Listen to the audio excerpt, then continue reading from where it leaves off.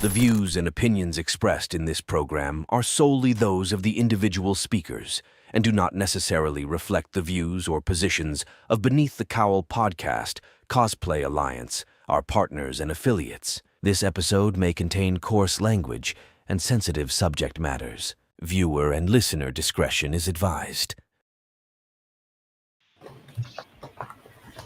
Okay, there we go. Hello, everyone. Welcome to the Pride episode of the podcast. It's going to be a fun one. All right, let's get started. Let's introduce everybody. I'll go first. My name is Kelsey, or Cal for short. I go by Futuristic Cosplay on Instagram. I am a multiple-time host thus far of Beneath the Cowl, and it is great to be here with y'all. Who's next? I can go. Go for it. I'm Harley, also known as Harley Knox Cosplay on Instagram and Facebook and pretty much every social media. This is my first time on Beneath the Cowl podcast, but I've been on other podcasts, and I'm thrilled to be here. I'm so excited. Welcome. I'm Alice Insanity Cosplay. This is my second podcast that I've done before, but my first time on Beneath the Cowl, and I'm really excited to be here. Welcome. Hi, my name's Mar. Sinning is a sin on every other social media. This is my first time being here, and I am also trans. Happy Pride! I'm a trans man. Happy Pride! Yeah, happy Pride, Everyone.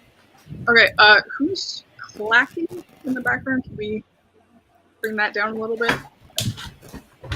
There might be Archangel, possibly. Okay, Archangel, go ahead. Yeah. Sorry, I'm a mechanical keyboard junkie.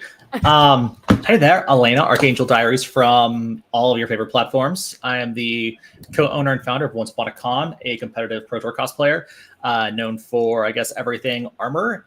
And it's my 6th time working with Cosplay Alliance, so glad to be back and meet all of our new friends and family. Excellent. Welcome. How about Kira? Yep. Hi, my name is Kira Kaya. I'm starting to go by Kira Creates now. I'm probably on all your least favorite platforms. I'm a content creator, YouTuber that does like YouTube, like cosplay reviews, and now build stuff and everything like that. And it's my 2nd time on Cosplay Alliance, so thank you for having me back. And happy Pride. Yay. Happy Pride. It always makes me so happy when people say Happy Pride. Every time. Yeah. It doesn't matter. Yeah. I was born on Pride. Might as well be prideful of being born on Pride. All right, Lissy. Oh no. Oh, we can't Oh, hear there's you. no audio. No. Oh no. Oh, man.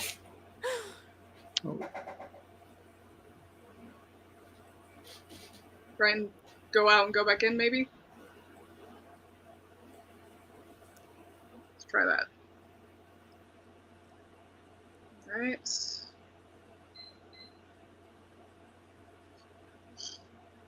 We're doing okay, IT-wise, now that we start. We're doing okay. Could be worse. Okay is acceptable. We're working on it. Could always be worse. Everything is fine.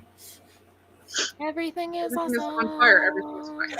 It's fine. Everything is cool when you're part of a team. Everything is awesome. Sorry. I have really, really bad ADHD, and like mine is like, oh, you know that like half of a word that just registered in your brain, you're gonna think of a song now. And What makes 2 of us? Yeah. Yep. Okay, here we go. Possibly, maybe. Oh, Yeah. Yay. yes, we have audio. Okay, sorry about that. I don't know what happened. Hello, everyone. My name is Lissy. I also go by Dark Dreams Delight Cosplay on Instagram and Facebook. Any pronouns for me. I am a aro ace lesbian, and I just absolutely love everything to do with Pride. I love cosplay. I've been cosplaying for about 10 years now and everything. So, actually, no. been cosplaying since 2010, so 14 years now. It's been a long time. So, but I just absolutely love cosplay and everything to do with the queer community and everything. So I would just want to say hi. Hey, Kelsey, did you hit go live? Oh yeah, we've been live. Perfect. Yeah. Tam, go ahead. Hi, my name is Tam, and I also go by Tampire on any social media at this point. And I love cosplaying a lot, and I'm non-binary, they, them, any pronouns work for me pretty much. And I love cosplaying a lot. I've done over 100 cosplays over decades and whatnot. It's pretty nice. It's my first time being in this podcast, and I'm very honored to be here, and it's like very nice. And I just recently came back from the Starry Night event where I met a lot of drag race winners and whatnot. It was very nice, and the local talent is very nice too. And I love all you wonderful cosplayers and everyone. And yeah, cheers to the world and good omens for life. Woo! All right, hell yeah. All right, since Lizzie already kind of got there and Tam as well, let's go around and say like, how long have you been cosplaying? First of all. So for me, similar to Lissy, I've been cosplaying for almost 15 years. Very, very casual, very, very beginner closet at the start of all that, and now way more up to commissions and everything else. Yeah. So how about everyone else? How long have you been cosplaying? I've been cosplaying since... Oh, I'm so sorry. I didn't mean to cut you off. This is inevitable. This is inevitable. Okay, I've been cosplaying since 2012, which was... Actually, I made my very first cosplay, which still fits. I don't know how that happened, but it still fits. So I went to my first convention in 2012, which actually was New York Comic Con. So like really trial by fire, especially when you're like 15, like that was insane. So would not recommend doing that. but It was so much fun, and I got hooked on cosplaying, and I really have been, taking it more seriously and like working on my craft since a couple of years ago. So not a long time, but I've really gone from 0 to 60 real fast. All right, Alice, I think you were next. Yeah, I was gonna say I've been cosplaying for the same amount of time as Lisi has. I also started in 2010. I didn't even know that cosplay was a thing until I was dating somebody who told me about it. So MetroCon 2010 was my first convention I did. I cosplayed Summoner Yuna from Final Fantasy X, and it was also my 18th birthday weekend. So it was just like a really memorable experience all around. And I made a lot of good memories. I had a lot of fun. I actually am going to MetroCon next weekend. So it's like a return for me. Yeah. So it's been a couple years since I've been out. I want to say it's been about 3 years since I was there last. And I've made a lot of amazing friends over the years. I actually work behind the scenes a lot. I work conventions a lot more than I am just a plain old guest. This is the first time I've been a guest in such a long time at conventions. So it's really nice to just be able to go and not have to work a shift or anything. But yeah, cosplay is really my only hobby. I plan on doing it for as long as my body will let me. So thank you. That's valid. Very valid. Who's up next? I've been cosplaying since 2016. I didn't start. It was mostly like closet cosplays. I didn't go to my first con until like 2017 when I met basically all of my online friends. So, like my first few cosplay friends didn't start getting serious till 2018, and now I'm here, having fun, meeting many people from other places. That's the goal. Yeah, that's the idea. That's one thing. That's one thing I've always loved about cosplay is getting to meet new people and basically just run up to random people and just be like, "Hey, I really like your cosplay. Can I get a photo? Or can you tell me more about it? Can you basically how you came up with the idea to cosplay that?" I love nerding out with people. Exactly. Yeah. One of my first cosplays was Navi from Legend of Zelda. Hey, Hey, listen. Watch oh out. god, that's like the voice. Oh God. Yeah, that was my first cosplay. I know, right? I would run up to every single link and do that, and just like they would just run away screaming. It was so much fun, and I just bonded over that. And surprisingly, I unfortunately get motion sick, so I have never played any of the games. It was just something that I just kind of felt was like one of the characters for me that would be perfect. And that's one thing I love about cosplay is basically that you never have to you can go in completely blind and still absolutely have a love for the character and everything. You can basically just, especially if you've been doing it as long as I have, it's like you can't always do the characters that are well known. Like you can always go for something that's not as well known, and maybe one or two people will recognize it, but the one or two that do recognize it, it's just, it's such a good feeling, and I love it so much. Yeah. Absolutely. I feel the same. That happened with me too when I first started. I never actually played Final Fantasy X. So they're just like, my friends were just like, oh, you look like Summoner Yuna, so play her. And so that's what I did. Is I used my graduation money to buy a Yuna cosplay. Yeah. Yeah, I found out the hard way that blue body paint should be sealed. I did not know that back then. I got it everywhere. Oh no. At least it's still a blue have costume, flashbacks to that. I think. Kira, how about you? How long have you been cosplaying? So coming late July this year, it will be 3 years. So Nice. I started after I graduated high school back in 2021.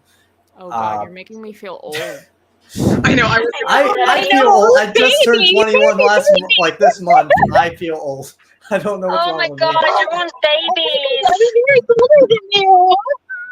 We're babies and senior citizens. We're running the gamut here. We're great. Keep going. All right, so basically my first con was actually in 2018, I think, when my high school science teacher told me about it. It was a Senkai Con over in Lancaster, and I knew I wanted to go back to a con after because it was weird because it was with my 80-year-old grandmother, so that was an experience. But after I graduated, I basically ran away from home and figured out what I was interested in. I was like, hey, I'm into nerd stuff, and might as well try cosplaying, which kind of kickstarted as a joke on Discord. And then I was like, wow, this feels great and it's fun, and I get to express my love for these characters that have a near and dear place in my heart. So my first actual cosplay was either Taiga Isaka. It was Taiga Isaka from Toradora. But my first cosplay I took to a con was Miku Nakano from Quintessential Quintuplets. And it's just been a roller coaster from there, going from that to Spider-Man to now Iron Man, and just my multiple hyper obsessions. Love that. Yeah, it's been fun. Elena, I think you're the last one for us. Yeah, so Otakon in 5 weeks is my 20th anniversary of cosplay. Nice. My first cosplay experience was 2004. I cosplayed.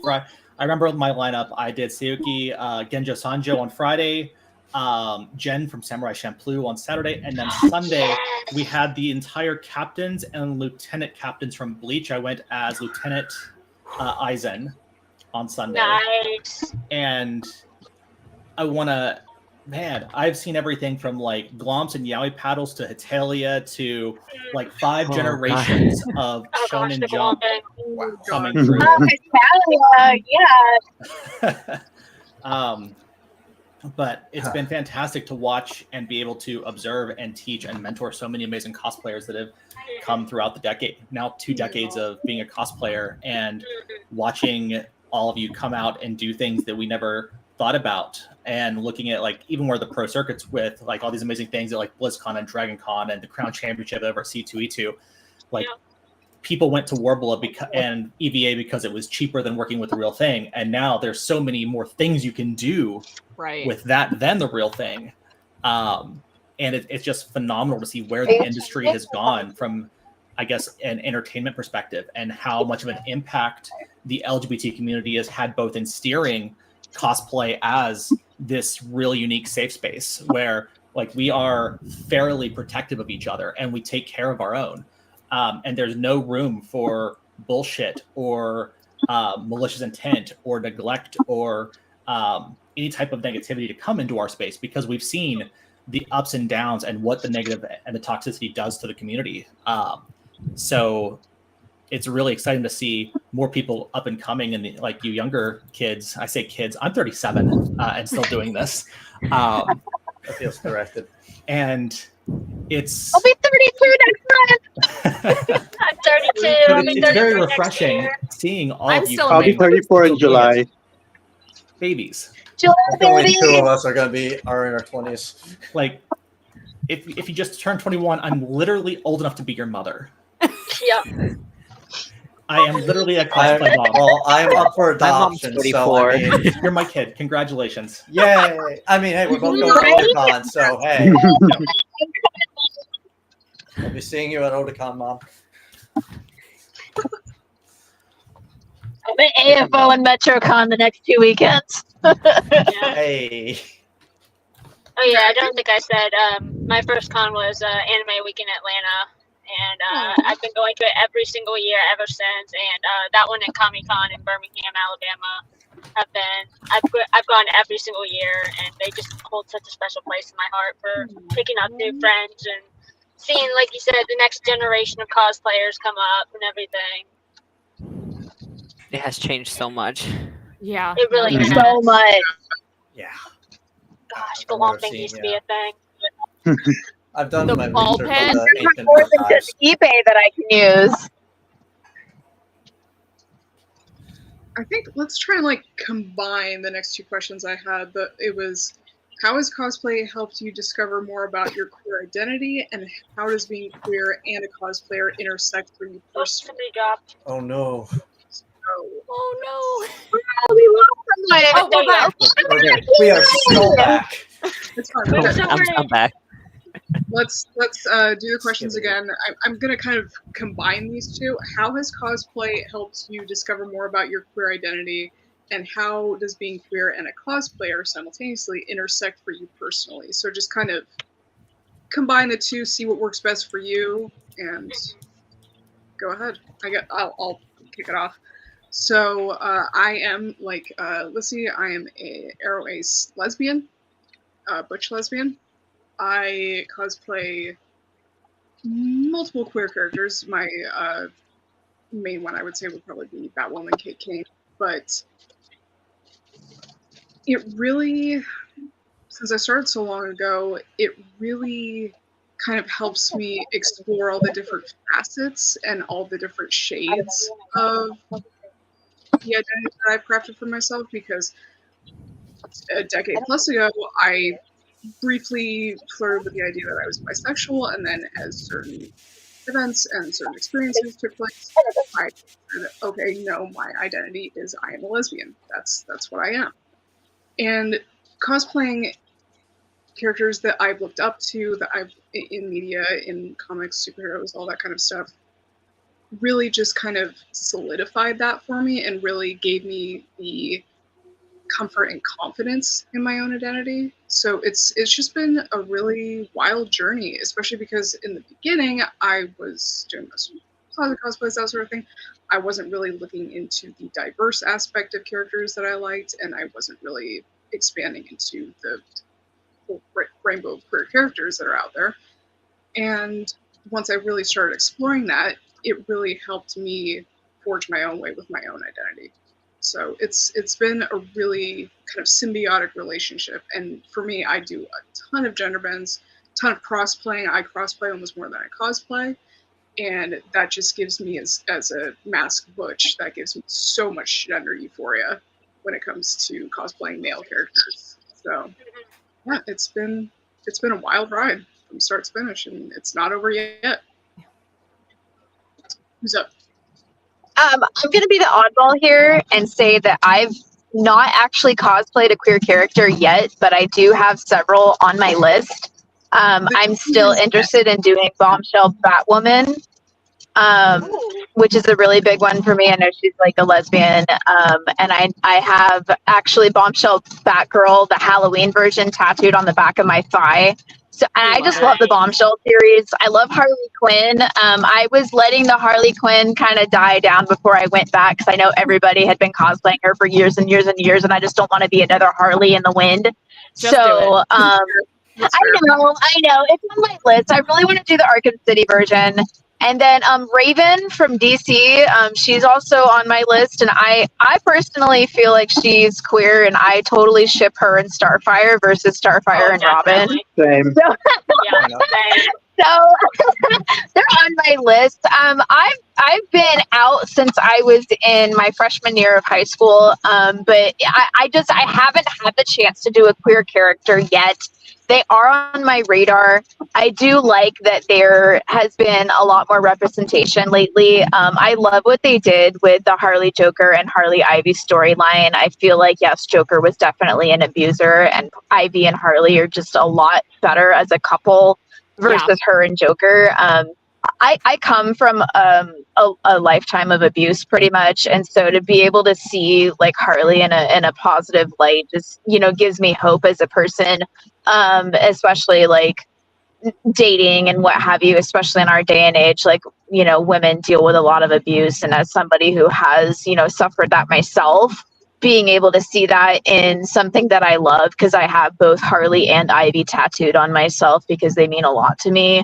I enjoy that aspect, and I enjoy what they did with that storyline, and I will die on that hill of Harley and Ivy being way better than Joker and Harley ever were. I think we all agree. That's a good We all agree. Yeah. Unanimous approval, yes. So I have actually cosplayed both Harley and Ivy. But as far as queer characters go, I haven't really cosplayed many. But I am a pansexual, polyamorous, gender fey person. So gender fey, for those of you who don't know, is a queer identity that it falls under the non-binary umbrella. It's like all neutral identities and all feminine identities. So like no masculine identities, but it's pretty fluid. That's awesome. Other than that, yeah. So like I use neo pronouns, fey, fair, or they, them, or she, her. Honestly, those three are fine. I will respond to any of them. Because I understand that I present really, really femme coded. So she, her is fine.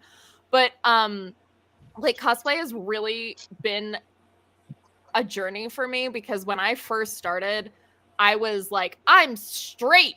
I am cis. I was like, I'm gonna like do everything this like by the book. And then as I've grown in my own identity, I've been able to explore part of that in cosplay. So first, like one of my first cosplays was Harley Quinn.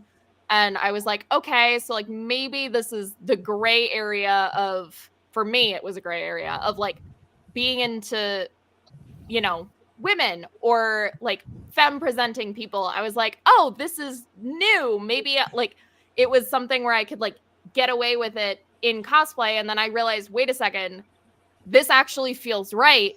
And then, I was like, all right, so that makes sense. And now what happens with my cosplay is I cosplay a lot of, I haven't cross-played or anything like that, but I use it as an expression of like when I'm feeling really feminine and when I'm in one of those feminine identity days, I can be like hyper feminine, like bunny suits, like makeup and everything. And I've really taught myself that it's okay to dress like a gremlin 99% of the time and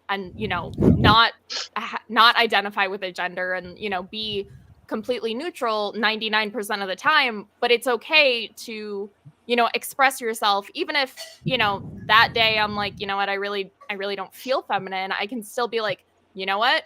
I'm an icon, baby. Like I am relatable. Like, yeah, it's something where I get to say like I have control over how people view me, because that I've always like starting from when I was like 8, I've always been objectified.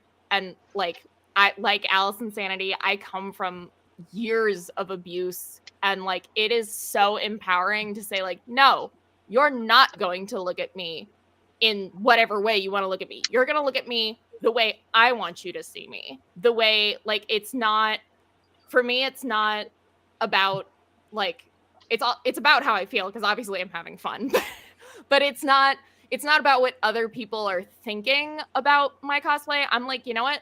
I feel like I actually earlier I wore a Boa Hancock cosplay. It's like slit up to my like ribs. Like it is intense. And I felt so self-conscious. I was like, oh my God, what is happening? And then the amount of women and femme presenting people that came up to me and they were like, you are killing it. Like before I was working a show, and before the show even opened, this woman came up to me and she was like, you eat, girl. And I was like, you know what?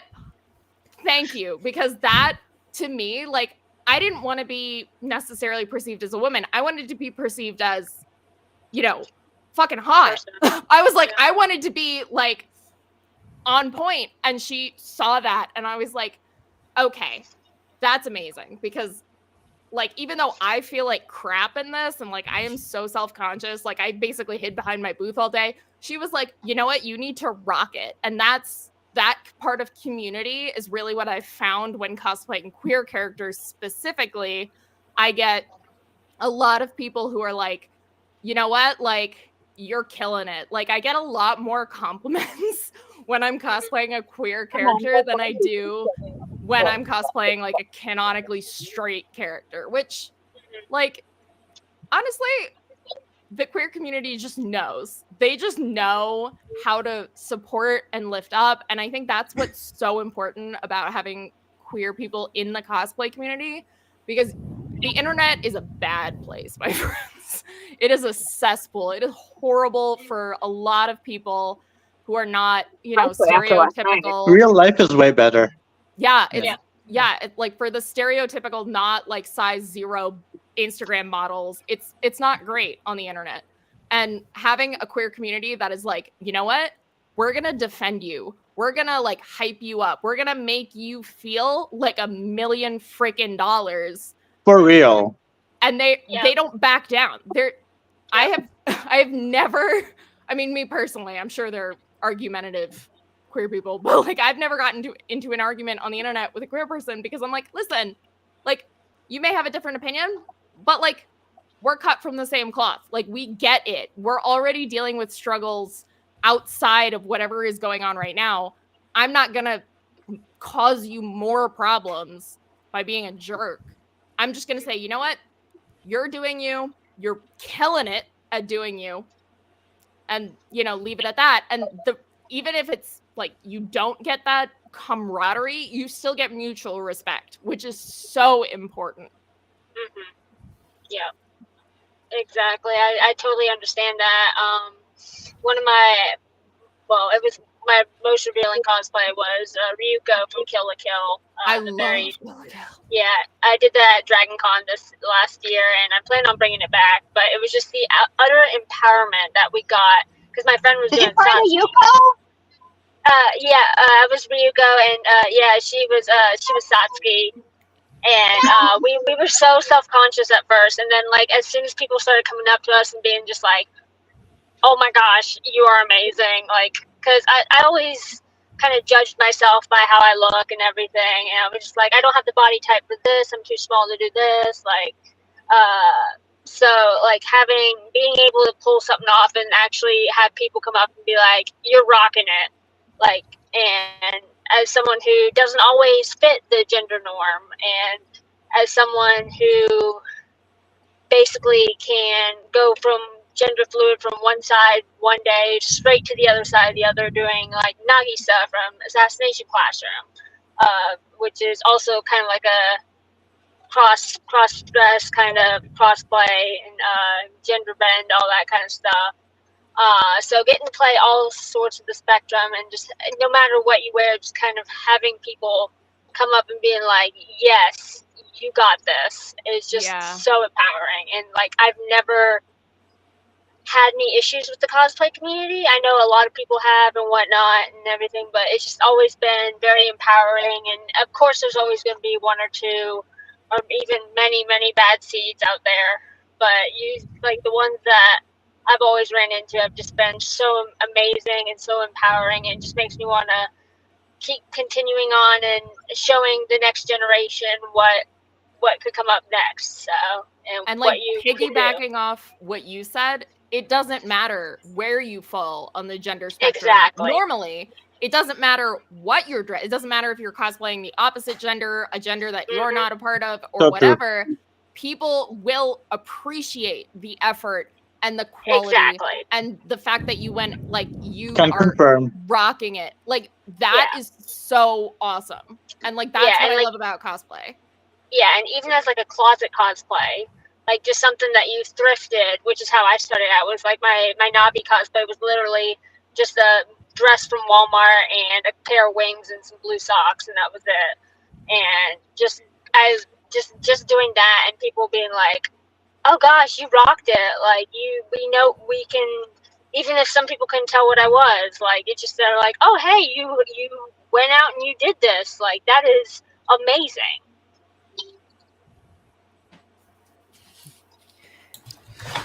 I kind of want to flex over to the other side of it. So I am 6'3", 280 pounds, and I made Team USA for the gay games in rugby sevens, and I play Australian football for the DC Eagles. I'm built like a brick shit house, and I hit people in my spare time. So I have always been absolutely terrified to cosplay anything feminine because of my height and size and build, which is why I cosplay Yasha regularly. If you're familiar with Critical Role, yes. Have you seen Baby Beard? Mm-hmm. Yes, I saw Lady Beard.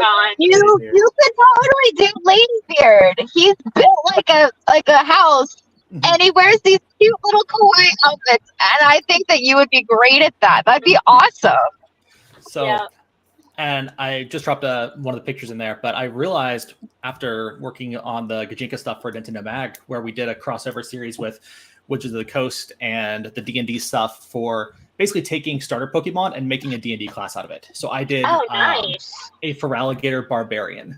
And I realized that all of the armor is so neutral because I was using armor to hide because I was afraid of my body and I wasn't accepting or loving myself in cosplay. So with the Archangel that I just did, that was my first time ever in 20 years of cosplay where I made something that was intentionally feminine presenting. And I'm a gold star lesbian. I've never done anything more than a handshake with a dude. I will say Cassian or Rowan, if you read Throne of Glass, I would give up my gold star for Rowan. If you know, you know. But I think that for a lot of the community, cosplay is such a, and I say this with gentle grace for people who haven't done it yet, but for a lot of the older people, this was before therapy was a widespread thing. So we did that self-exploration and that self-acceptance and that journey to self-love and figuring our shit out through cosplay. That was the medium that we used to really understand gender and sexuality and self-expression. And it was so important in I think everyone's journeys as being a member of the LGBT community, especially with cosplay, that we had this open community where we could walk out in something brand new. And we really, like, all of the fears that we had were internalized because it was all based on perception and perspective. And when we took that out and you step out and you look around and nobody cares. Nobody is pointing, nobody's laughing, nobody's saying anything. You're just there with everyone else. Or if anything, they're cheering you on. And for a lot of us, I think, and I say a lot of us, but I'm going to talk about myself specifically, being able to walk out of an elevator at KatsuCon and just be a normal woman cosplaying. Like that was it. That was the goal. It was nothing big or fancy. It was, I just want to do something normal and be normal. And outside of cosplay, a lot of us didn't really have that opportunity, especially as a gigantic lesbian woman in corporate America. So I think pushing that forward, we've really seen an increase in the amount of accepted space, and cosplay has really become one of those spaces where we're seeing so much hostility towards it because we're a safe space for the community. People, and if you were at Zenkai last year, you know, we had an incident there. So Moms for Liberty hosted a counter protest for the drag story at the library that sits between the two primary hotels. For the I remember this. That was terrifying. I walked into the staff suite and the con chair said, I live in Elena, Florida. Got a question for you. I said, okay, good morning. I haven't had my coffee yet. What's the question? And he said, do we have a logistics plan for a bomb threat on the convention center? And I said, is this this isn't a hypothetical, is it? And he goes, no. So we had to shut down an entire hotel of the convention center where we had just expanded stuff for more content and deal with all of the fallout and operations and logistics and coordinating all of these pieces because we had people that intentionally hated our community. And to see that level of hate now having an outlet and now having a box to stand on is terrifying, to say the least, especially for all of us who've been working for decades to kind of blaze an open trail where everyone is loved and accepted. And that work, we're not going to be around forever. And it's up to all of you new kids to really step in and take over those reins and keep building and growing and expanding and creating a stronger foundation for the next generation of kids. Because when we go to conventions and one day you're going to be the 2-decade person and you're going to have 14 and 15-year-olds come up to you saying, hey, I love the cosplays you're doing. How did you start? What do I do? Where do I go with this? I want to do this and I don't know what I'm doing. They're coming to you guys. And it's up to you guys. And then in a decade after that, someone's going to come up to them. And we're just passing the torch down. And it's really, really important that we establish that level of excellence and that level of love and acceptance in our communities so that, and I say this to my wife all the time, kids at conventions will never see me not smiling. And I've said that for a couple of years because no one should know that there's something wrong, because that's the memory they're going to have. We meet someone and we're taking a picture or we're talking about something for 30 seconds, a minute, maybe 2 or 3 minutes tops. But that might be the only time they ever meet you. So what kind of impression do we want to give to them? And we have worked really hard to make sure that in everything we do at every convention we go to, every single person that comes up to us will never have a bad experience with us, so that they can go on and then one day nobody will have a bad experience with them. Yeah. Also, real quick, I'm going off camera, so I'll be right back. Okay. Go for it. Yeah. Also, I've got to go, unfortunately. So. Bye. It was so lovely to meet you. You're a longtime veteran. Bye. All right. Well, Mars off. Kira, Tam, someone want to go? I'll go. Yeah, I'll go. So it's really wonderful to cosplay a whole variety of characters over the years and whatnot. And cosplay really did help me do my behavioral therapy and also my gender identity and whatnot. And it helped me discover that I'm neurodivergent and autism and ADHD too. So it was pretty nice. And I resonate with so many characters at this point. And I still cosplay characters that are convenient to do and that works well for me and can still rock as a queer icon and impact the crowd and everywhere. And I really like it when people discover some of my rare niche cosplays and we become lifelong friends after. And I also love playing fighting games too, and main characters that I actually cosplay and know the movesets by heart and whatnot. And I really love doing that, and I'm looking forward to more video gaming news at this point.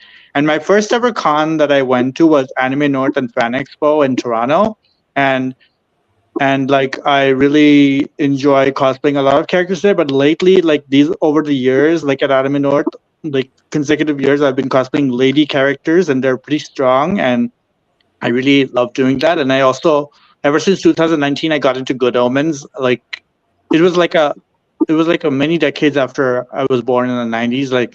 I read the book and the show, and Crowley was become a signature cosplay for me, and I just wear it for everywhere. And even I used to work at Spirit Halloween too with customers and whatnot. And after my 2-month shift, they gifted me a Riddler suit, and it's become part of my cosplay wardrobe overall. And I really like impacting people too, and I've made a lot of good friends over the years. And also when lining up at cons, meeting celebrities and whatnot, guests and whatnot, the favorite part is that I meet the celebrities eventually and we have a heart-to-heart moment and meet and greet and pictures. But I like making friends with the people in the line that I'm with, and we just end up talking, and that's even more exciting too. And I really enjoy making friends and whatnot. And I really also loved that in Good Omens, like before the beginning, Crowley created the universe and stars. And I think you're all stars and wonderful people. And I love you all. And happy Pride. And let's keep being excellent. And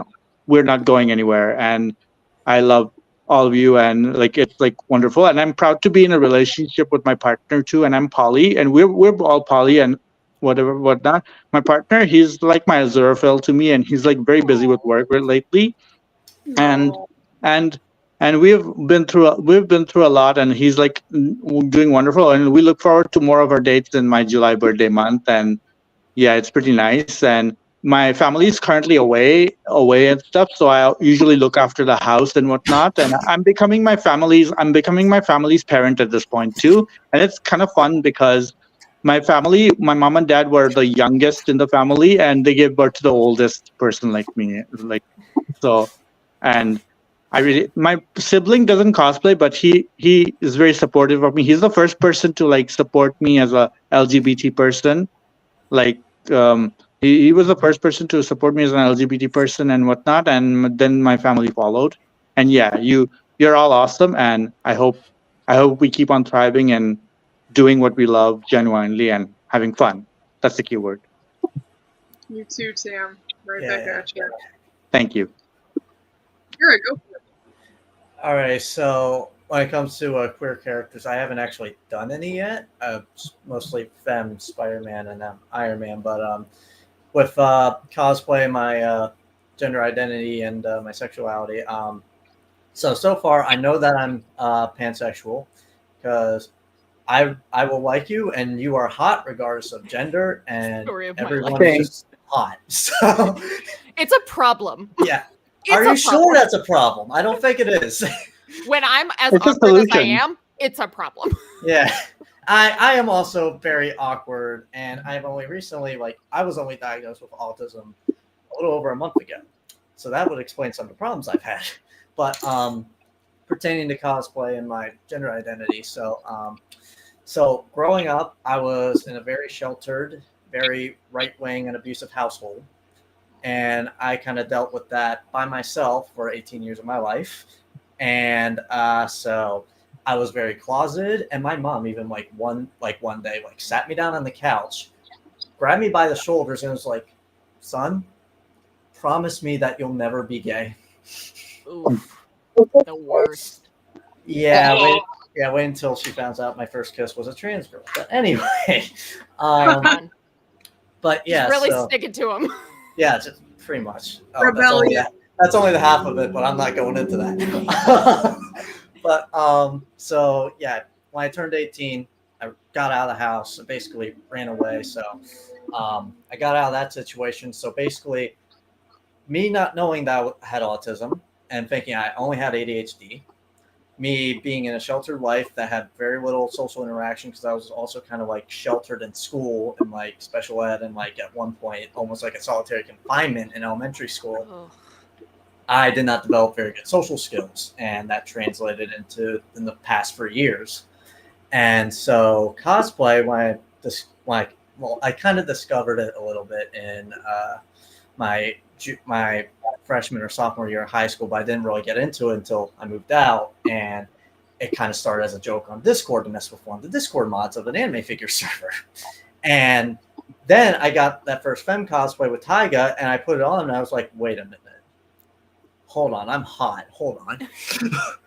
We love that for you. And I experienced euphoria. Gender euphoria. Here it is. I literally love I cosplayed from Euphoria too. Yeah. Feel euphoria and stuff. I love it. Yeah. I'm like Maddie Perez. But I kind of pushed at the back of my mind, having to force myself to be closeted because I thought it was wrong my entire life, as well as other problems I won't get into. But when I was younger, I would even wear dress stuff like that. So this stuff was signs from when I was before 10.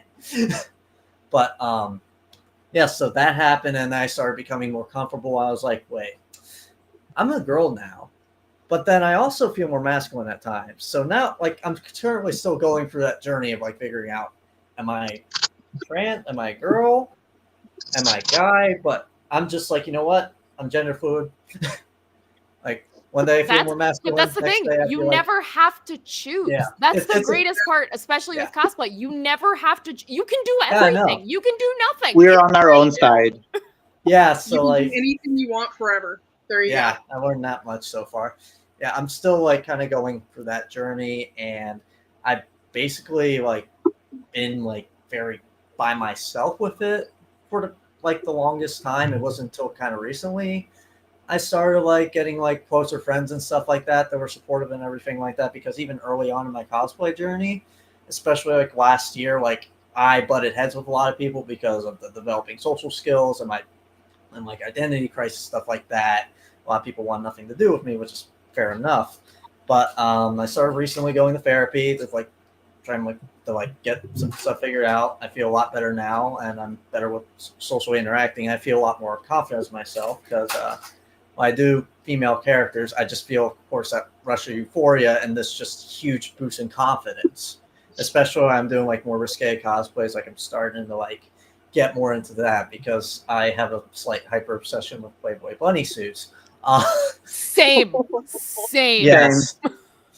Like my main I did like one like back in 2022 was just like a basic like back when I was like identifying as just a femboy. But I did that, but like more recent, I've just been doing bunny suit Mona from Genshin Impact, which is one of my hyper obsessions. But yeah, it's just been that, and just like it's just been a whole bunch of wibbly wobbly gender wendery stuff that I'm still like Doctor Who, I love it. Like I've gotten a lot more confident and like more comfortable in my own skin. That's the term. Is that the term? Yes, yay! Mar, your turn. My turn. All right. So I started questioning myself, I think around like 2015, 2016. It was basically when gay marriage got legal. It was just like Instagram full of like LGBT posts and stuff, and just like looking through all like gender identities and sexualities. And like during my middle school like years, I was like just questioning myself, and I had no idea because I grew up in Texas, so Texas is so I didn't know anything. And even if there were like some parts of like I think I never knew like a trans person while living in Texas. So all of my stuff I had to look it up online. And especially the only way I got into cosplay was because I always like Halloween. So every single year at Halloween I'm like I have to go like spooky or whatever. And eventually I have to go over the top and do everything. Yeah, exactly. So that's how it was. Just like looking it up online. When I was in Tumblr, just seeing cosplays, is same thing on Instagram. That's how I found that. I'm like, wait, you can actually do this. Like, it's a thing. I don't have to just do it during Halloween. So it was like around like 2016 when I started like getting more like into it by like fandoms. As embarrassing as it sounds, my first cosplay was Sans Undertale. I like that game. Great game. Despite everything it's a great game. It's a Mine good game. was I love Mocha that game. Akashia from Rosario Vampire. So like at 15, I want to do Metatron. And I'm doing Missouri at AFO. I actually met Alexis Tipton a couple of weeks ago, and she fell in love with my Mocha cosplay. And she has a sign. Like I wrote her a note on one of the prints I have. So she has a print of my Mocha, and she signed one and said "OMG twins." I was like, I bought 2 slabs today of Missouri and Intermocha's eyes, and I'm gonna go back and buy a license plate cover when I cosplay Missouri on Sunday. We love that. It's my favorite anime. Cringe. Yeah, I'm like, it's embarrassing saying I'm like, and funny as it is, I was already questioning myself, and then cosplaying Sans, I'm like, I'm okay with this. Like, I was always trying to be like feminine. I tried so many styles when I was in middle school because my mom is like, no, you have to dress feminine, try to present yourself like very feminine. So it was like, okay. And getting into cosplay, it's like, oh wait, I can be someone different. I'm like, I feel fine with this. So finding like a community online of people who actually like do this like as a hobby and also people being like queer there. That's how like I found my community. That's how I found like basically all of my life now, which is amazing. Because I'm like, I grew up alone, like I had friends and everything, but they didn't have the same interests as me. Yeah. Say like cosplay, like video games and all that stuff. Like I couldn't really talk to people about that, so I just kept all my stuff online. Like I found my people online. So same thing through cosplay and questioning myself, and I I came out as like a trans man. And I was still like questioning myself. I think I was like, at first I identified as gender fluid, a pansexual. I think 2015, 2016. Then I realized I'm like, no, actually, like I want to be presented more male, but I unfortunately can't do that while living in Texas. Yeah. Safety first. Yeah. So like I could not tell anybody about that, like about being trans. I came out to my friends. I said, hey, I'm like, I might be gay. I like women. That's how I met my partner too, through online, through cosplay. And I just kept being trans to myself. Eventually I found my people for cosplays. I moved out of Texas. Good. And that's how I was able to like meet more people online, meeting them at conventions. And it's like for cosplay, I was okay doing like feminine cosplays, but it was still like eventually when I started socially transitioning and like medically as well, I was like, okay, well, I'm comfortable doing both, like male and female. Nice. And even now, like, I had my surgery 2 years ago, so like almost 2 years post-op. And now going back to doing females, and like, I'm not as dysphoric anymore. I'm like, I'm okay with it. Like if I wear a dress, I'm like, I don't feel like, I'm like, oh, I'm uncomfortable. Like I'm okay. I'm like, fuck yeah, I'm a man wearing a dress. Yeah, that's awesome. Yeah, so it's just I like think more men should wear dresses. Can we normalize men in dresses, please? I have worn dresses many times too, and it's pretty fun and nice and whatnot. And I kick ass when wearing dresses. I think what we really need to normalize is that clothes don't have a gender. Thank God. And that's why I look in every catalog in the shop. I mean, the presentation of male and female is more an art style. Like, when you look at masculine presenting or feminine presenting, or a cosplay, and it's like that's a feminine cosplay or a masculine cosplay, the spectrum of how that is presented is literally just made up. Yeah. At its core, every bit of it is bullshit. So when you look at function over fashion and then start accepting that masculine and feminine is just an artistic expression like everything else, hey, look, stress gone, bye. Yeah.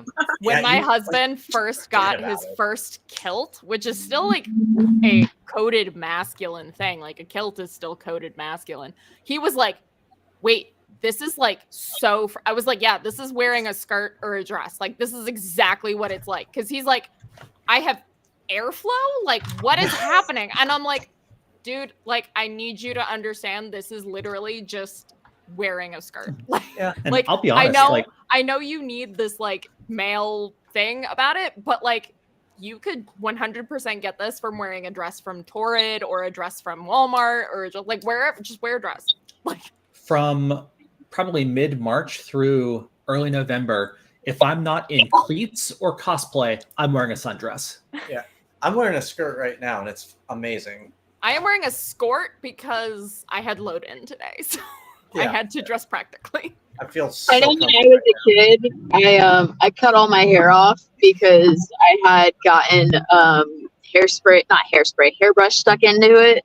And so I started dressing like a tomboy. Like I wanted to wear like oversized shirts and I wanted to wear shorts and just because I didn't care back then. Back then they didn't care. It was the 90s, whatever. Wear what you want. Like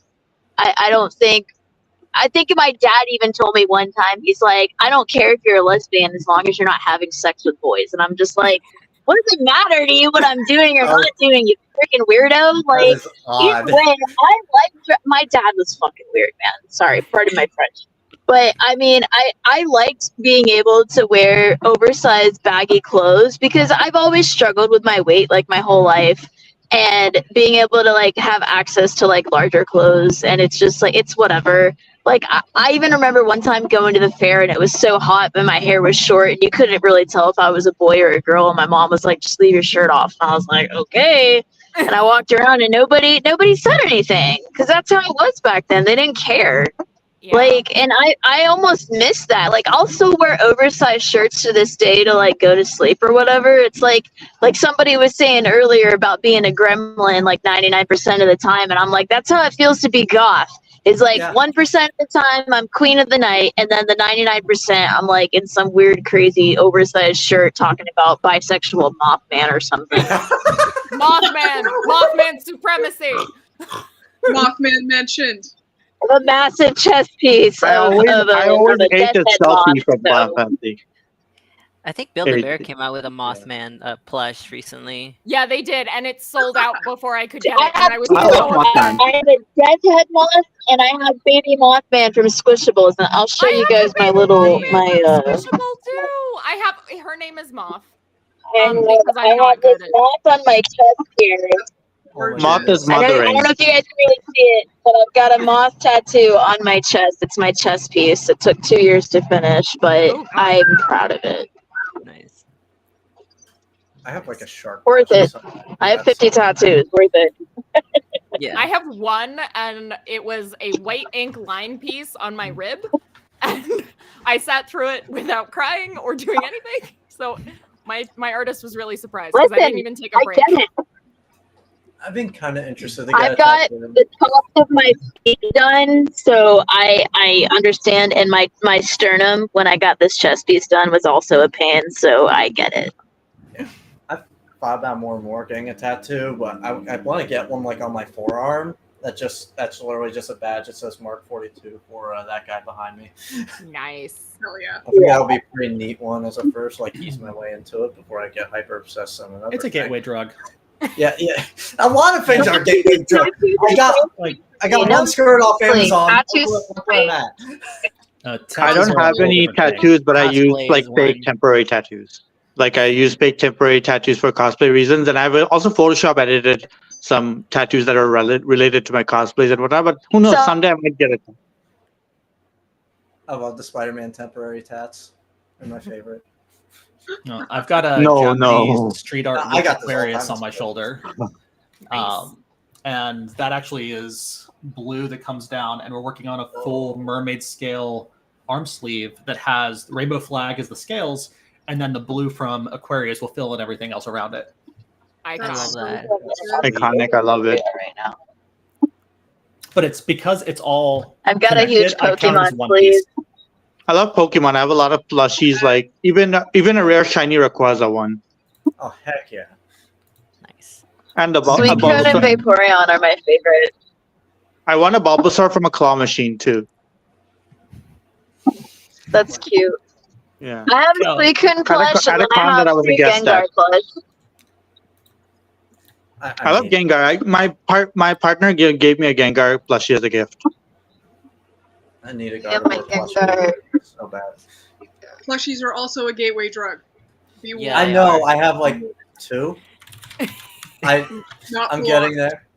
Not for long. I got 50. Where's my I'll have like 50 shark plushies work well for my cosplay props. I need to get the IKEA shark. That is on my list. Yes. That's a must for me. But Okay. Getting slightly back on topic. Okay. Sorry. I'm going to kind of modify this question. What are your favorite queer characters to cosplay? And since a handful of you have not yet cosplayed a queer character, what are the queer characters you want to cosplay? Oh, I mentioned earlier about mine already with Harley and Raven, so those are on my radar. Hell yeah. So for me, I've done, my main one is, I already mentioned, it's Kate Kane Batwoman. It's the fully armored batsuit, full top to bottom cowl, everything. I also do the Nightmare variant of her. I did that custom with the same guy who did my batsuit. I do Ivy. And wait, you did Batwoman? Yeah. See, that's so cool because I want to do Bombshell Batwoman. That's amazing. I do the Batsuit and the Nightmare variant. Those are the versions I do. I've done Ivy, and then just recently for QCon, I did Mystique. So that is my third queer character that I've cosplayed. I don't have any current plans for canonically queer cosplays, but inevitably there will be a new one down the pike. I don't know what right now, but in the future. How about, let's go, Harley, go for it. So, Harley is not my legal name, if you couldn't figure that out by now. It's just the name I go by online. So I actually got that name because of Harley Quinn, because I absolutely like adore her and her story and her like everything about her. And it's she's probably I've cosplayed probably at least 7 different iterations of Harley Quinn, both original designs and canon designs. And I have never felt more comfortable or more recognizable or more like just, I don't know how to say it, but like just more me as Harley Quinn. And like she really is, like, her story just speaks to me. And I like, when I first started my cosplay career, there was a bunch of panels going around from one of the New 52 Harley Quinn comics when her then partner at the time like punches her and she goes like, hell no. And she literally like decks him. Like, it's obviously like violence on violence is not good, but it's a comic, so we excuse it. So, but the fact that she stood up for herself and she said like I think one of the lines is like, she says something about like her hitting her, like the Joker hitting her, and she's like, I'm never gonna let that happen again. And as someone who had just gotten out of like 7 years of abusive relationships back to back, and like someone who has been there, seeing that person who has been, you know, put under, who has been beaten, who has been almost killed by her partners, like to the point where, like, honestly, I don't understand why some people are like, yeah, canon relationship, like relationship goals. I'm like, what are you doing? But do not recommend. Yeah. Was right for killing Joker. Seeing her do that and still own her queer identity at the end of the day was like, holy God. I was like, when I first started my cosplay journey, I saw those panels. I think they were like circulating on Facebook, like not in the comic, but that was like a wake up call. I was like, holy crap. I was like, I can be queer. I can stand up for myself and take no shit. And I can cosplay this? Like, done. It's very fun. It's very cathartic and very fun. Yeah. And so Harley Quinn is definitely my favorite character to cosplay. And actually, my ex-girlfriend, we're still on really good terms. And she, like, I would call her Red. And she would call me Harley. Like, it was just something that we fell into naturally. And it was because that relationship, like seeing a queer, healthy relationship with one of my favorite characters and someone who supports her and loves her unconditionally, not because Harley does anything for her, not because Harley, you know, pays for her meal. Like, it's such a loving example of a queer relationship. And I was like, I want that. And it was one of the reasons I knew I was queer. I was like, I want that. I want that kind of support. I want that kind of love. I want that kind of queer representation. I was just, Harley Quinn is my love. It's like a Aziraphale and Crowley too, pretty much. And my Aziraphale partner, he calls me Red too, pretty much. Aww. And I cosplay many red characters, yellow characters, green characters, blue, whatever. I just cosplay pretty much all of the rainbow at this point, even black too and white. Nice. Yeah. Also, the queer characters I've cosplayed over the years are so many, but one of the most important ones, besides Aziraphale and Crowley, like when I played 1996, I played King of Fighters. There was like a lot of characters. Some stood out for me, like Mature and Vice from King of Fighters 96. They made cameos in 94 and 95 as Rugal's like NPC secretaries, but then they became playable. I like their outfits and whatnot. People expected me to cosplay Iori and whatnot and Kyo, but I've done them at some point, but I really resonate with Vice and Mature especially, and I've done both their costumes. I look like Vice like sometimes, and gameplay and acting wise, I'm like Speedy Mature and whatnot, and I've done a lot of cosplay stuff, and I plan on doing a fusion, like half and half version of their cosplay sometime too in a con or event. And then another character I want to do is like classic Tomb Raider Lara Croft too. Like I really resonate with her. She's a very strong lady, and I love cosplaying as her. And I'm really enjoying playing the Tomb Raider remaster so far. And also, I'm enjoying the recent King of Fighters and City of the Wolves games too. And I really hope that Vice and Mature gets in King of Fighters 15 to join with the rest of the Hakushu, and I can team him up with Yamazaki, who was my first KOF cosplay, and I really got into character. He was like my version of Joker from King of Fighters, and he was like crazy, and I'm amazed at how I managed the photo shoot at the first try and whatnot a few years ago. And yeah, I also want to cosplay Chloe from Life is Strange too. I really love that. Chloe or Max, yeah. And also in Final Fantasy VIII, people expected me to be like a Squall or something, but I ended up being like a selfie chummet because I like taking selfies with people, and my birthday is like July 16, just like Selfie, and the official Square Enix account pretty much wishes me a happy birthday technically every July 16, and I really love all that. And I also love Neil Gaiman's Sandman too. Back when I was reading the comics and whatnot, I really loved Desire a lot, and I love how outspoken they were of their gender and whatnot, and how evil and manipulative they were. And they had the right to call out Dream for his problems too and whatnot. And I saw the Corinthian too in the comics, but he was unremarkable to me at that time in 2008. But now, after seeing the Netflix and how Boyd Holbrook played him so well, I cosplayed him too, and he was a hit in some Comic Cons too. And I I had to reuse some wigs and whatnot that I used for Azuraphale, and even Kanji Tatsumi from Persona 4 that affected me too.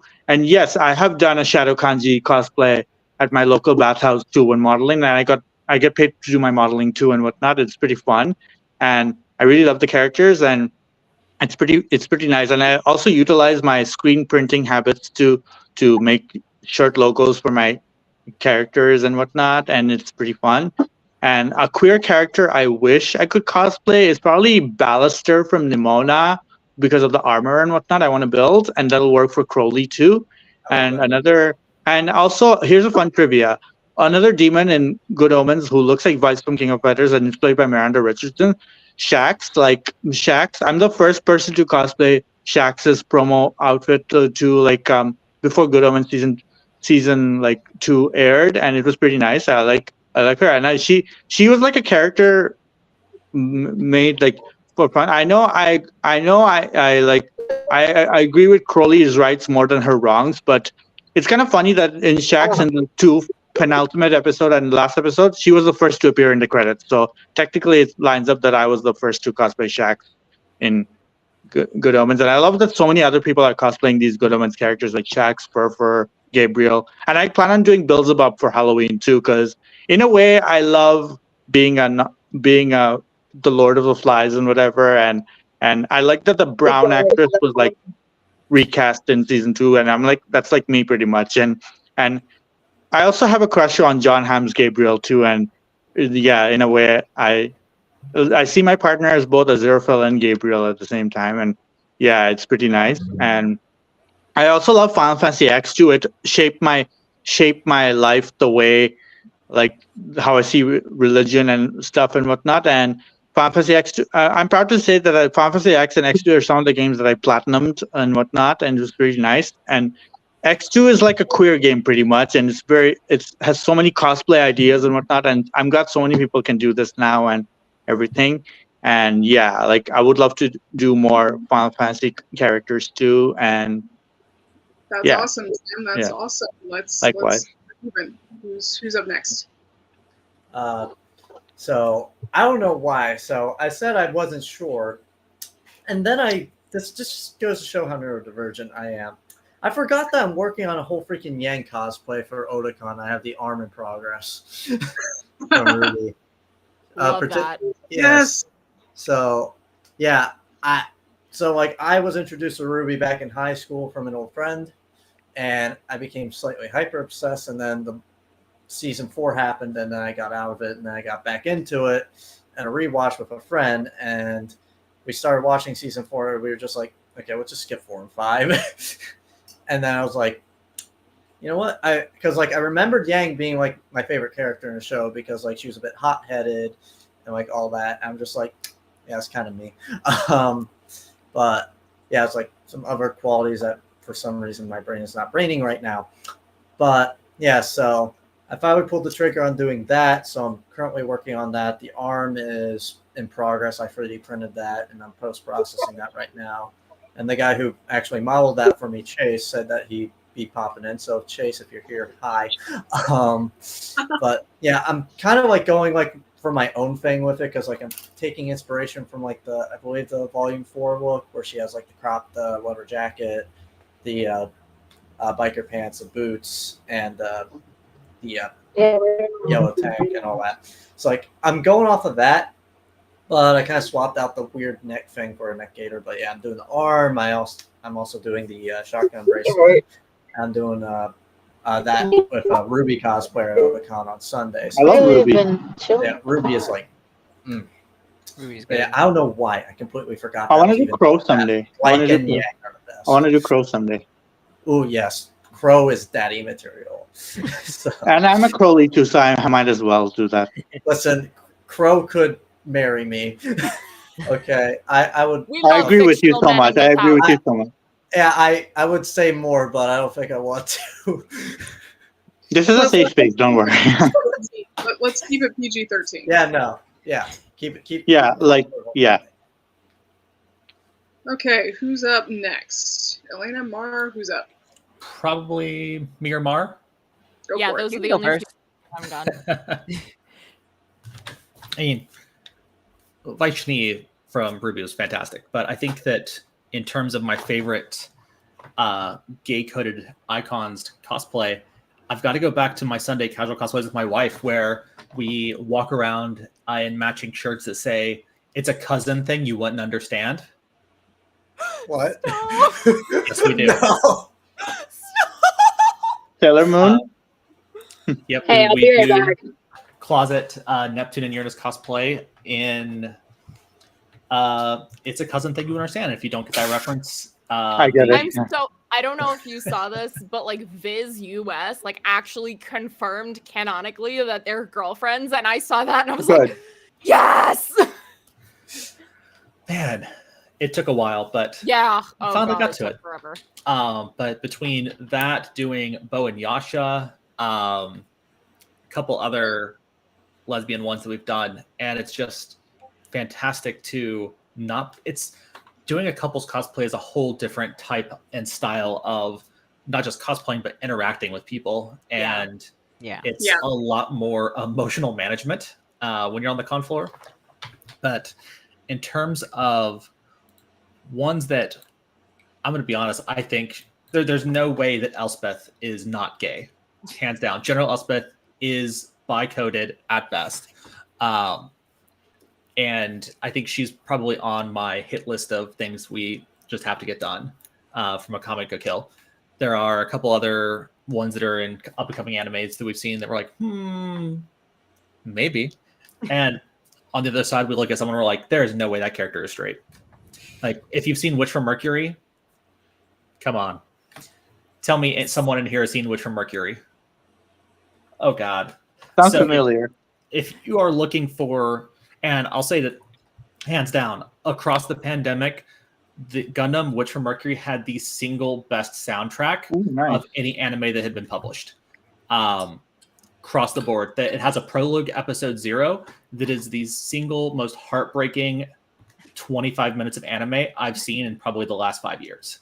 And that's saying a lot. But I'm not going to spoil it. Go watch the prologue, and if prologue and episode 1, that's all I'm asking. But looking at the consorts in Apothecary Diaries, I've got Lady Li Hao, that side, right behind me, getting to do with her. No way. Like, you're telling me you've got a castle of 4,000 women and they're all straight? No way. Nah. No. happening. Not at all. The girl from Solo Leveler, yeah, she likes him. Definitely bisexual. But there's Someone so many. had the audacity to say that the Addams family was not like. They were like, oh yeah, this is straight couple goals. I was like, they are chaotic bisexual. I agree with you. I have done Gomez and Morticia before. I've cosplayed Morticia like actually last Halloween. I refuse to cosplay Morticia. I hold Morticia as the same standard as Sephiroth, in the belief that there is a certain level of quality and perfection that needs to be done to her to do it right. And until I get to the point where I'm like, baby. Yeah. I want to cosplay Scarlet from Final Fantasy because she has the same assets as Mature, pretty much. So, yeah. But, man, and you could even take it back to, like, Raul Julia. Him as a person was relationship goals. Yeah. Like, if I was... Raul Julia, yeah. He's good as M. Bison, too. If I was ever going to be into a dude, that's it. Like, that is the stereotype that would check. He's the peak husband goal. He's 100%. Just like Claire from Guilty Gear. And I think that he did one amazing work in that. Yeah, he did great as Bison, just kind of like a comedic relief role that he did for a favor. But his work really kind of, I put it up there with things in the 80s and 90s that kind of just were sexual awakenings for people. And if you are old enough to have seen The Mummy in theaters, you know what I'm talking about. Yes, Rick O'Connell and A.B. O'Connell on X on the Moon and in Imhotep. That was in the 1900s. And even like Claire Danes, Romeo and Juliet, that was it for me. And having a lot of these really classic recreations of great literature come out at the same time that you had these really powerful anime series coming out, and really the birth of Shonen America, and the big three coming over here. There was so much work to be done, and that was really kind of the infancy of what we saw as queer anime. And when you look it back, the only really obvious queer people in the 90s were Sailor Moon. Like, that was the series that had the iconic gays.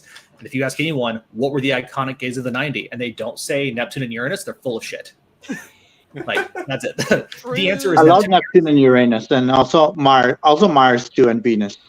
And you can't tell me that, like, even with the rest of like the inner Senshi, that at least 3 of the 4 of them aren't bisexual or gay.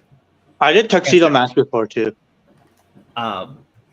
Jupiter, hands down, bisexual. Mars, definitely a lesbian. Yes. Let's go down the list. I'll just go down the list. Like, bisexual, pan, definitely bisexual, definitely a lesbian.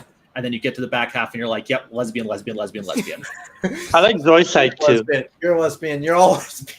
And then look at the villains. You can't look at a single villain in anime in the 90s and tell me they weren't all gay. I love Queen Beryl too. I've met people who cosplay Queen Beryl. Like, you could even go from go outside of Sailor Moon and look at like Dragon Ball Z. Dragon Ball Z, yeah. Gay. They're all Zarbon. That was the worst digital pun ever. You've got, I know, like, Cell, gender fluid, he can go anyway. Yeah. Like, you can give me any villain from the 90s anime, and I can tell you exactly where they land on the LGBT spectrum. Zarbon and Midoriya are queer, basically. Yeah. Queer and pan, right there. Yeah.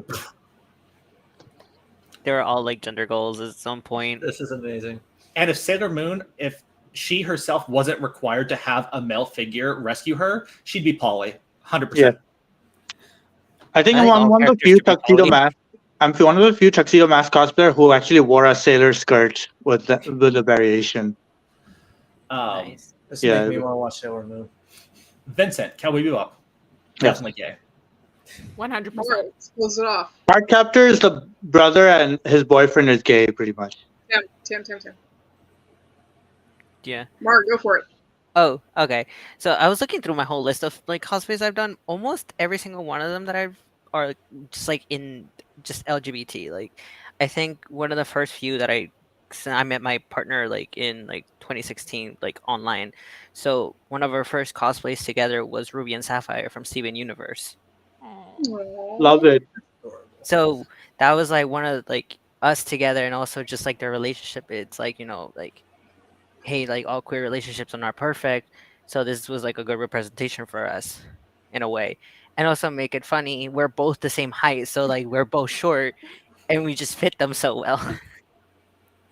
So just like, for Steven Universe especially, it's like it's all queer. So being part of like a Steven Universe cosplay group, everyone there is queer. You found So your like people. I found my people. I did. We went to like a what's it called? Like a Steven Universe fan con. I met everyone that I'm friends with now. Like that led me to like where I am in cosplay now as well. Aww. So like that was one of the what's it called? One of the queer characters that I did. I think almost every single one of them that I've done. Like I've done Luz from the Owl House. I've done Definitely queer. I love them. definitely queer, yeah. And especially for me, I'm like a trans Latino, so seeing like for Luz as a bisexual Latina, like as a main character, and just going through everything, like with her family and stuff, it's like that was like when I cosplayed, I'm like I see myself in her. Like she lived in a town where like no one like understood her. She went somewhere else, and she's like, I'm not weird here. So like that was one of those. Where else? I've done Jasper from Steven Universe, also queer. Who else? Blackbeard. Our flag means death. Yes, I love Our Flag Means That. I was Izzy Hands too, and Nice. Jim. What I love else your too? Ed. I have love for you, Ed. Yeah, he's so good. I think what else too? Currently, I've done one that is like it's like an indie show, so it's still like in its works. I The like it. character that I did, it's kind of like a vampire, so he's kind of like questioning himself. So there's no like confirmed like what sexuality he is, but everyone in Oh, that I'm show into is that. also like confirmed like LGBT, like they're all like something except one. They have like the token straight person, and that's it. They gotta have one. But this one character, he's questioning. Like we think he might be bi or pan, whatever it is. But yeah, mostly Fantastic. all the characters I have to be queer somehow. Or even if they're straight, I agree with you. I'm like, oh, I'll still do it. You're like, my grubby hands are now on you. You're mine. Yeah. It's like I will headcanon this for you. I feel like I do better marketing of my favorite characters than some official sites and whatever. But yeah, it's fun. Yeah, that's how it is. But for right now, it's like I've done recently for another like an indie comic. It's like he's a No, trans nice, Latino I as love well. it. So when I cosplayed, I'm like, that's me. Like this Aw. is Definitely. a trans Latino man, and I'm gonna cosplay. He was like all like 80s and stuff. So he's had like the jean jacket and the Icon. like the mullet kind of stuff. Yes. Iconic.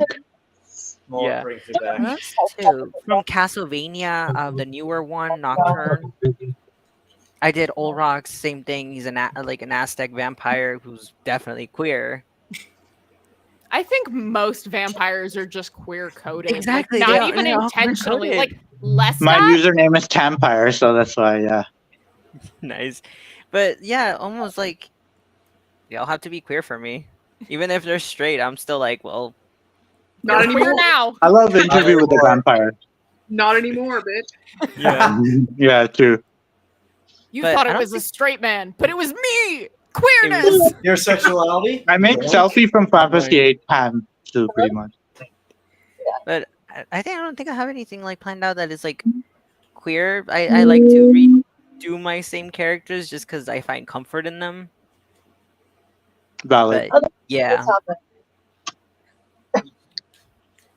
I think we're about ready to wrap it up here. We've been having a wonderful chat. Why don't we go around and say what we're about to debut if we have something, and what our next con's going to be, where you can find us.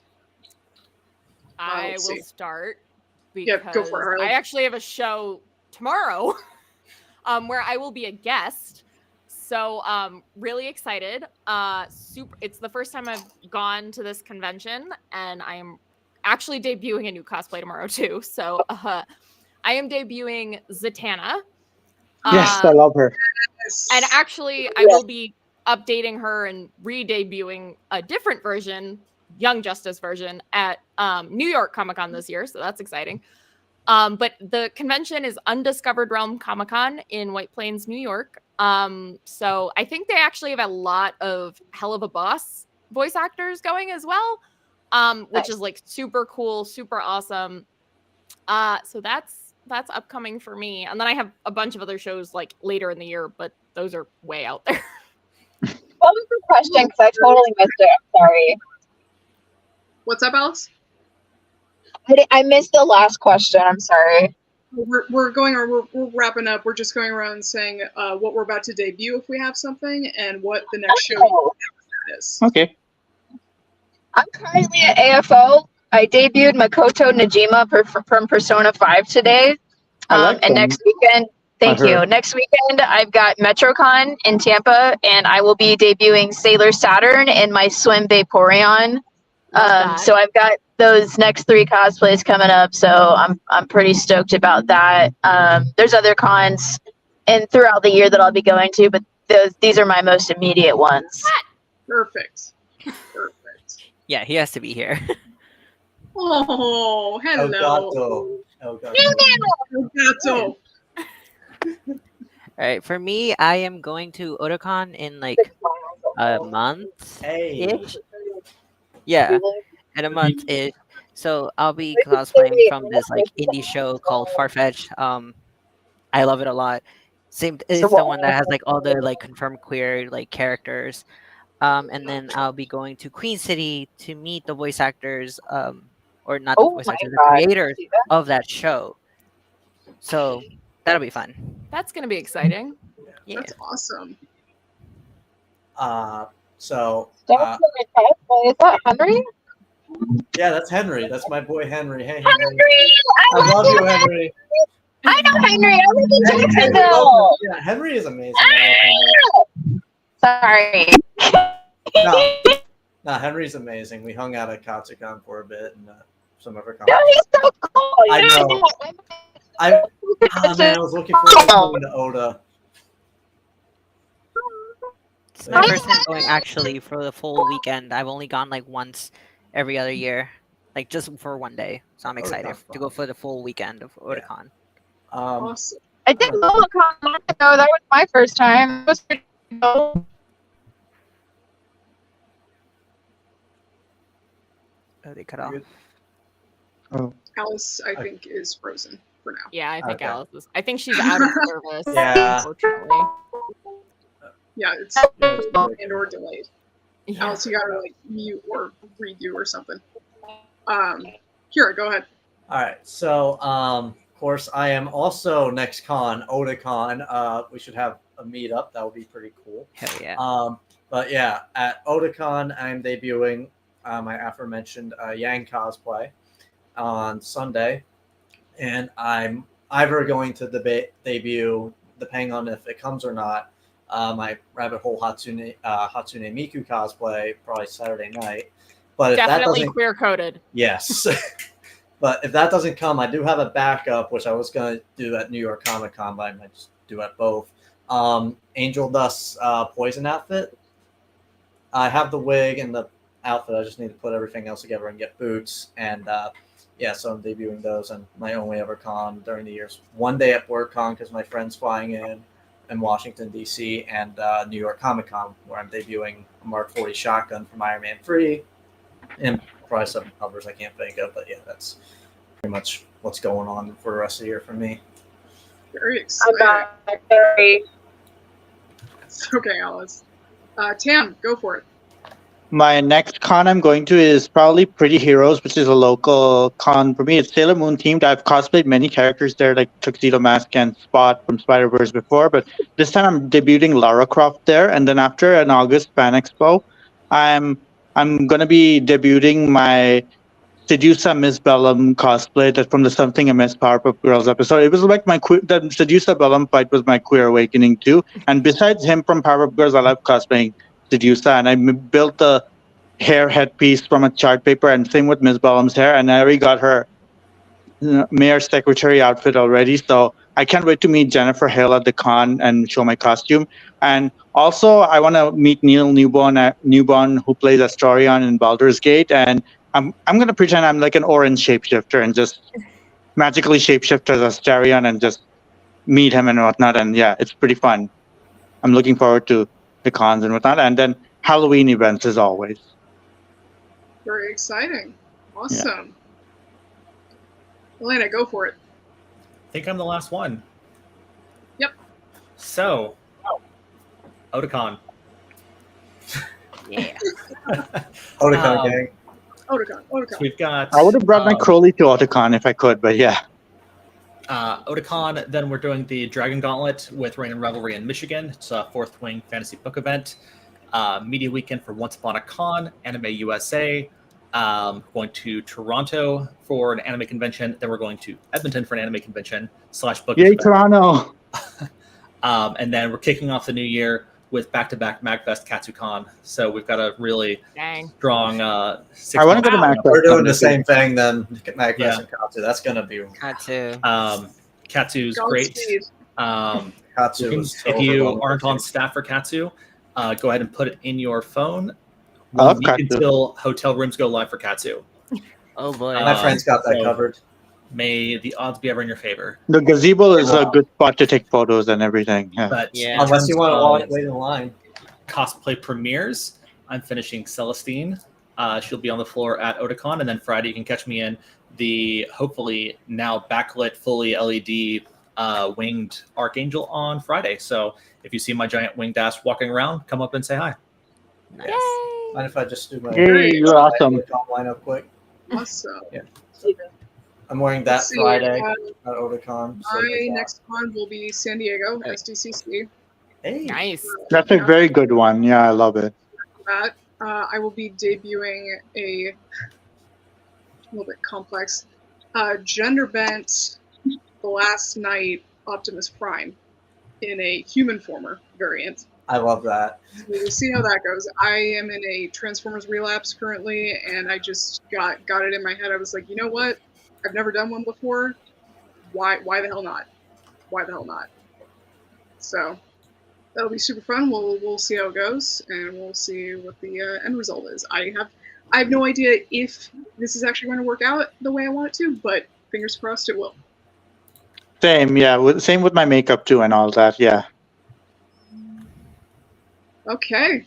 It's been lovely chatting with all you wonderful people. Likewise. Thank you, everyone. Thank you for having us. Thank you for having us. Likewise, yay. Thank Absolutely. And happy Pride, everyone. Happy Pride. That's a heart, right? Yeah, that's a heart. I got it. I'm trying. You know. It's an attempt. Tomorrow I might go to a Pride event, but yeah. We got a couple days. Cram Yes. it in. And then July is my other Pride month too, because it's my birthday month. Same. Yay, Ditto, I'm July a born. baby. Just celebrate Pride every month. Leo Pride. Pride or Wrath Month. I should cosplay some Will Ferrell characters because he has the same July 16th birthday as me too. So yeah, Elf is one of my I lists. share my birthday with Daniel Radcliffe, so I feel pretty special. I love Daniel Radcliffe. He's awesome. Same. Bye, guys. Bye.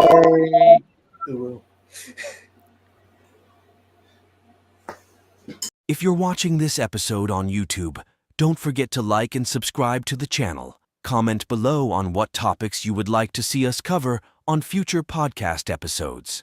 Also, all episodes are available in audio format on all major podcast platforms. Thank you for tuning in.